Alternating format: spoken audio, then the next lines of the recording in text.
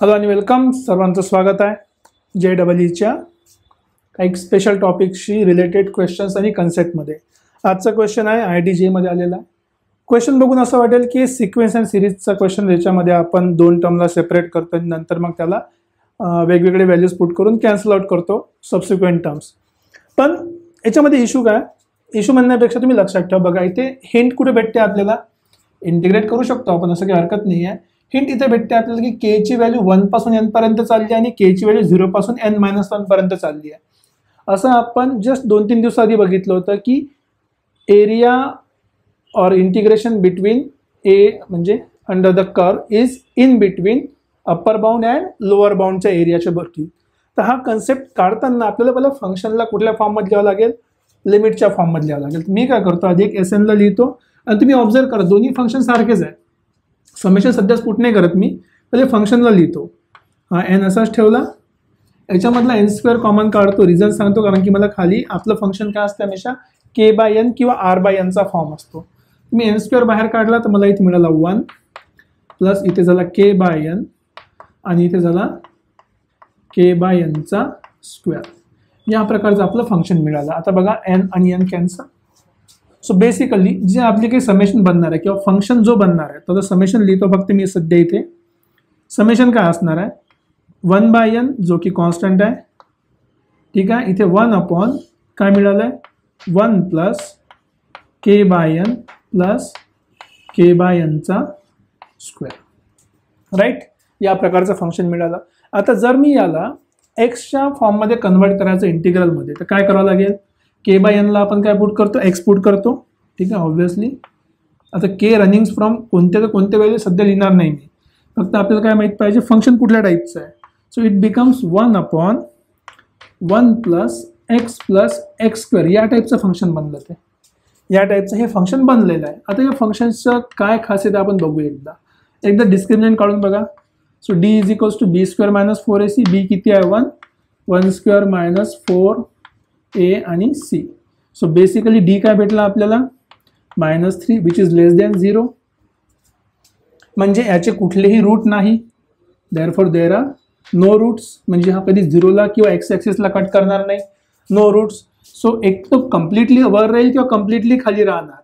आणि x² चा coefficient, and since coefficient of x² is equals to 1, जो की पॉझिटिव्ह आहे, म्हणजे आपला ग्राफ नेहमी काय राहणार आहे, वरती राहणार आहे, पॉझिटिव्ह, म्हणजे कंटिन्यूली वाढत जाणार आहे. आता वाढलं की कमी होईल, तुम्ही पॉईंट पुट करून बघू शकता, वाढणार किंवा कमी होईल.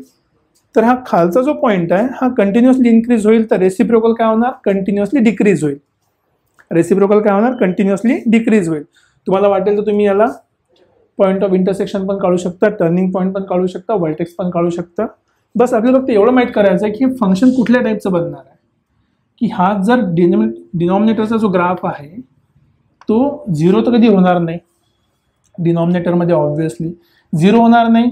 नंतर जशी जशी हे खालची व्हॅल्यू वाढत जाईल, जसं इन्फायनाईटपर्यंत पुट केलं, सपोज जेवढी खालची व्हॅल्यू मोठी, x² ची व्हॅल्यू मोठी, पूर्ण फंक्शन काय होईल, डिक्रीज होईल. जेवढी x² ची व्हॅल्यू कमी, 0 पासून चालू आहे ना, तर 0 पुट करून बघा, 1 सगळ्यात मोठी व्हॅल्यू राहणार, इथे 1 सगळ्यात मोठी व्हॅल्यू, नंतर हळूहळू काय होईल, कमी होईल व्हॅल्यू, ठीक आहे. तर बेसिकली हे डिक्रीजिंग फंक्शन आहे. आता आपण ग्राफवर येऊया. समजा हा माझा ग्राफ आहे, सगळ्यात कमी व्हॅल्यू कुठे आहे, 1 आहे, आणि इथून हा ग्राफ हळूहळू खाली चालला आहे. असा कुठपर्यंत चालला, k पर्यंत. एक्झॅक्टली कुठपर्यंत जायचं आहे त्याच्यावर आपण काही लक्ष द्यायचं नाही सध्या. आता या ग्राफला आपण बघितलं होतं की आपण याला स्ट्रिप्समध्ये डिवाइड करू शकतो, ठीक आहे, स्ट्रिप्समध्ये डिवाइड करू शकतो. या ग्राफला आपण स्ट्रिप्समध्ये डिवाइड केला आहे, ठीक आहे. मी k पर्यंतच करतो.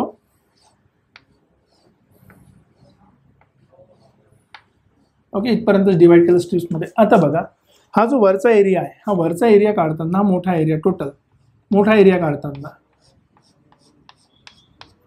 काढताना काय होईल, मोठा एरिया काढताना आपली जी लिमिट आहे ती कुठून चालली आहे, 0 पासून n-1 पर्यंत. म्हणजे मी काय म्हणू शकतो, जी आपली सम आहे, म्हणजे tn ची व्हॅल्यू, tn ची व्हॅल्यू काय राहणार आहे आणि SN ची व्हॅल्यू काय राहणार आहे, हे आपल्याला चेक करायचं आहे फक्त, SN आणि TN ची व्हॅल्यू. तर अशा प्रकारे आपण म्हणजे बेसिक आयडिया आपल्याला फंक्शनची मिळाली. आता आपण लिमिटवर कॉन्सन्ट्रेट करूया.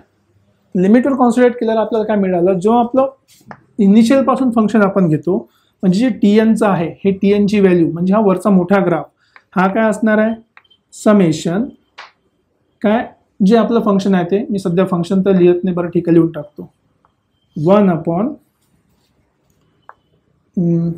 एक काम करतो पूर्ण फंक्शन लिहितो, just hold on a second.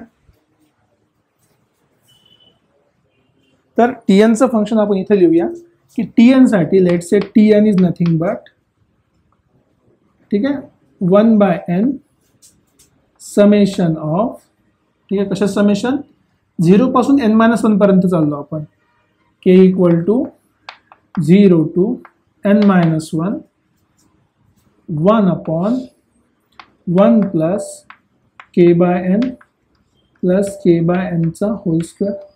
Similarly S N काय होणार मग, आता एस एन हा जर टॉपचा असेल तर जर आपण फक्त खालचे एरिया घेतले, खालचे एरिया म्हणजे कुठले, हे हा पॉईंट, ही पॉईंट, ही पॉईंट, हा पॉईंट बघा खालचा एरिया आहे, ठीक आहे, ओरिजिनल कर्वपेक्षा खाली आहे, ओरिजिनल कर्वपेक्षा खाली आहे, ओरिजिनल कर्वपेक्षा खाली आहे, ओरिजिनल कर्वपेक्षा खाली आहे. तुम्हाला लॉजिक समजलं, ओरिजिनल कर्वपेक्षा खाली एरिया आहे, तर ओरिजिनल कर्वपेक्षा खाली एरिया आहे. अशा याच्यासाठी आपलं लिमिटची समेशन कुठून स्टार्ट होते बघा, या हाईटपासून. ही हाईट किती आहे, पहिला पॉईंट, n- हा झाला 1 पासून स्टार्ट होते, पहिल्या व्हॅल्यूपासून. So k equals to 1 to n पर्यंत, आणि फंक्शन बनलं आपलं 1 प्लस k/n प्लस k/n चा स्क्वेअर, राईट. आता इथे काही जास्त डोकं लावायची गरज नाही, आपल्याला माहिती आहे की जो काही आपला एरिया असेल टी एनच्या केसमध्ये, टी एन म्हणजे वरची value, so S is less than T N, S is less than T N. T एनची व्हॅल्यू काढावं लागेल आपल्याला, ठीक आहे, टी एनची व्हॅल्यू काढू आपण. टी एनची व्हॅल्यू काय बेसिकली, ओके, टी एन म्हणजे हा कर्व झाला आपला ॲक्च्युली, म्हणजे कर्व हा टी एन आहे, हा आपला कर्व आहे, हा curve is less than limit N tends to, आता एनची खूप जास्त व्हॅल्यू घेऊ शकतो आपण, किती काही, suppose tense to infinity, 1/n आपल्याला ऑलरेडी मिळाला आहे.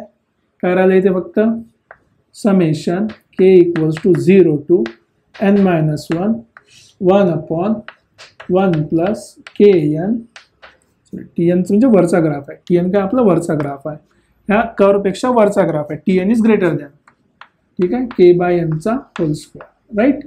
आता याला आपण इंटिग्रलमध्ये कन्वर्ट करू शकतो, तर T N is greater than integral, value put करा, 0 होईल, इथे किती येणार आहे, अप टू 1, आपल्याला ऑलरेडी माहिती आहे, 1 प्लस एक्स स्क्वेअर आणि dx. याला आपण कुठल्या फॉर्ममध्ये सॉल्व्ह करतो, क्वाड्रॅटिक आहे तर कम्प्लीट स्क्वेअर मेथड यूज करायची. सो 1 कम्प्लीट स्क्वेअर जर तुम्ही करणार तर हा होईल x प्लस 1/2 चा होल स्क्वेअर, ठीक आहे, आणि प्लस आय थिंक √3/2 चा स्क्वेअर. अशा प्रकारे सॉल्व्ह करता येईल, ते एकदम सिम्पल्स आहे.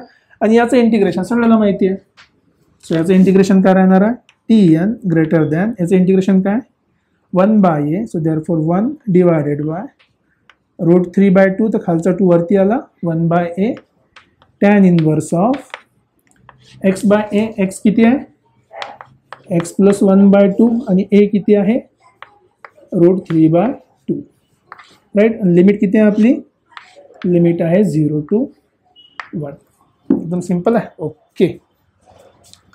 लिमिट आहे 0 to 1, बस व्हॅल्यू पुट करायची आहे, that's it. So T N greater than 2/√3, okay. जर आपण इथे 1 पुट केला, 1 प्लस 1/2 3/2, तर वरती 2 खालचं कॅन्सल झाला, वरती 3 असेल, डिवाइड बाय √3, 3/√3 म्हणजे काय असणार आहे √3, so tan inverse of √3. Similarly जर 0 पुट करणार तर 1/2, 2 आणि 2 कॅन्सल, फक्त 1/√3 राहिला, सो टॅन इनवर्स ऑफ 1/√3. चलो इसको सिंप्लीफाई कर लेते हैं. So this is equals to 2/√3, ही व्हॅल्यू आहे 60 साठी, दॅट इज π/3, आणि ही व्हॅल्यू आहे π/6 30 साठी.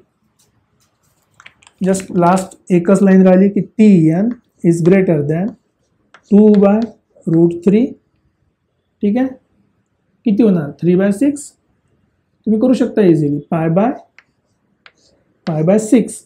जर 6 सबट्रॅक्शन करा, 2 1 जर 2, 2 3 जर 6.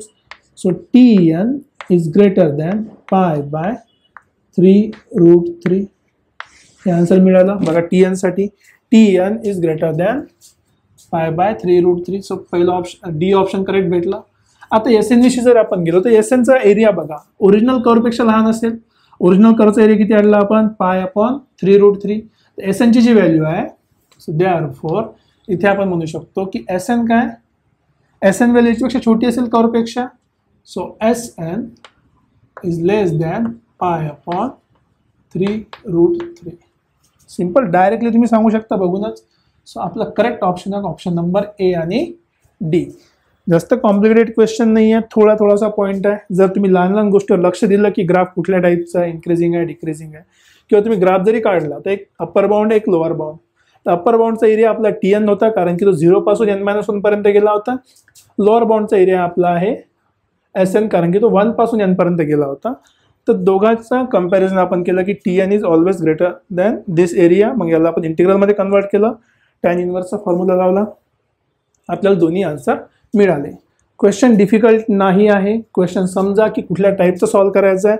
आता कोणी म्हणेल सर तुम्ही इथे limit n tends to infinity घेतली, n टेन्स टू n घ्या, काही फरक पडणार नाही कारण की n ची एक्झॅक्ट व्हॅल्यू किती आपल्याला माहिती नाही. तुम्ही जर चेक केलं की n डॉट डॉट डॉट कुठपर्यंत चालला, तो अप्रॉक्सिमेटली इन्फिनिटीपर्यंत चाललेलाच आहे. ते गिवन आहे, आपल्याला ते कळायला पाहिजे.